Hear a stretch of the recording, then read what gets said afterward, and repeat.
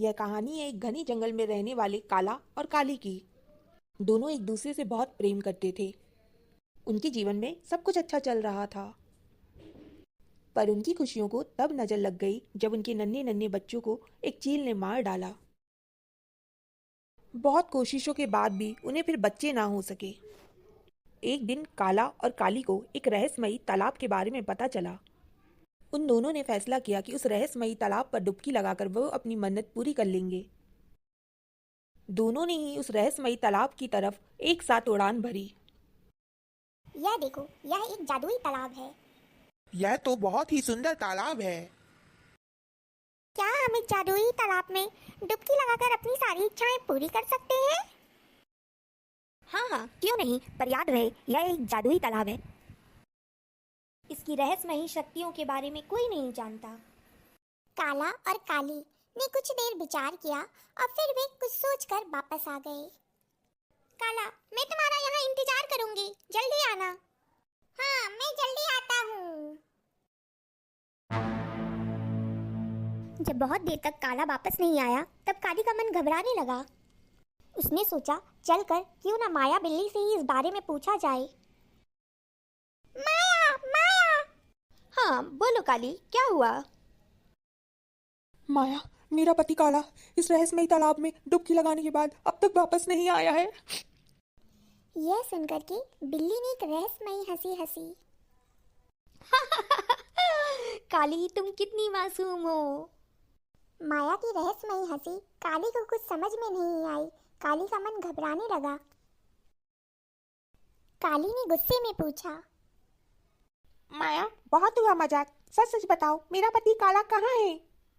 माया ने फिर हंसते हुए कहा, काली काली, अब तुम अपने पति को भूल जाओ और मेरे पति से मिलो। काली, इनसे मिलो, ये है मेरे पति स्लेटी। लेकिन जैसे ही काली ने स्लेटी को देखा, उसने अपने पति के चेहरे की चोटों को पहचान लिया। माया, तुम्हारे पति के चेहरे पे वही चोटें कैसे हो सकती हैं जो मेरे पति के चेहरे पे थी? काली, तुम अब भी नहीं समझी, ये तुम्हारा ही पति है जिसे अब मैंने अपने माया जाल से अपना पति बना लिया है। काला, काला, क्या तुम्हें मैं याद नहीं? तू काली, तेरा खानदान काला। खबरदार, अब अगर मुझे एक बार और काला कहा तो मैं तुम्हें यहीं खा जाऊंगा।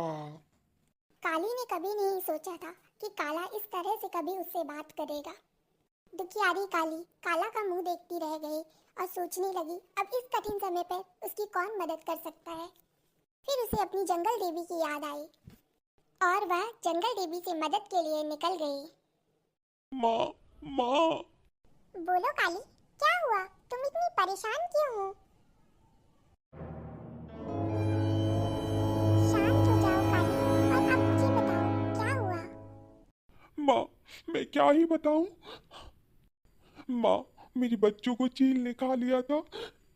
बच्चे पाने की चाह में मैंने और मेरे पति ने तय किया कि हम रहस्यमयी तालाब पर डुबकी लगाकर अपनी मन्नत पूरी करेंगे। लेकिन माँ, एक जादुई बिल्ली ने उस रहस्यमयी तालाब के नाम पर मेरे काला कौआ को बदलकर एक स्लेटी बिल्ला बना दिया है और उसे अपना पति बना लिया है। और मेरे पति काला कौआ को तो कुछ भी याद नहीं, वह खुद को बिल्ला मानता है। शांत हो जाओ काली, यह मुसीबत की घड़ी है, तुम्हें समझदारी से काम लेना होगा। मैं तुम्हारी इस सब में कोई मदद नहीं कर सकती, पर हाँ, मैं तुम्हें रास्ता जरूर बता सकती हूँ। यहाँ से बहुत दूर हिमालय के पर्वतों पे मेरी बहन का वास है। वह जरूर तुम्हारी मदद कर सकती है, लेकिन उससे मदद पाने के लिए तुम्हें एक कठोर तपस्या करनी पड़ेगी। माँ, मैं अपने पति को वापस पाने के लिए कुछ भी कर सकती हूँ, कोई भी कठिन तपस्या कर सकती हूँ। ठीक है काली, फिर जल्दी जाओ। हिमालय के पहाड़ों पर पहुंचकर काली ने जल्दी अपनी तपस्या का आरंभ किया। जल्द ही उसे हिमालय देवी ने दर्शन दिए। काली, मैं तुम्हारी तपस्या से प्रसन्न हुई, मांगो क्या चाहती हो। फिर काली ने अपना सारा दुख कह सुनाया। फिर हिमालय देवी ने अपना जादू दिखाया और माया को उसी समय वहां बुलाया। माँ, माँ, आपने मुझे यहाँ क्यों बुलाया है? फिर हिमालय देवी ने काला को भी वहां बुलाया और माँ ने वापस स्लेटी को काला में बदल दिया। माया, जिसे अपने जादू पर इतना घमंड था, वह यह सब देखकर हैरान हो गई। माया, यह शक्तियाँ तुम्हें दूसरों की मदद करने के लिए मिली थी, ना कि इन शक्तियों का दुरुपयोग करने के लिए। माँ, मुझे माफ कर दो, मैं यह गलती दोबारा नहीं करूंगी। नहीं माया, हर किसी को अपनी गलतियों की सजा जरूर मिलती है। फिर माँ ने माया को भी एक कौवे में बदल दिया। माया, अब इस रूप में तुम ना सिर्फ इन पंछियों की तकलीफ समझोगी, बल्कि यह भी समझोगी कि बेसहाय को मदद की कितनी जरूरत होती है। माँ, मुझे माफ कर दो माँ, माँ मुझे माफ कर दो। माँ ने माया की एक न सुनी और वहाँ से चली गई। इस तरह माया को सिर्फ उसकी गलतियों का एहसास ही नहीं हुआ, बल्कि उसे उसके किए की सजा भी मिली।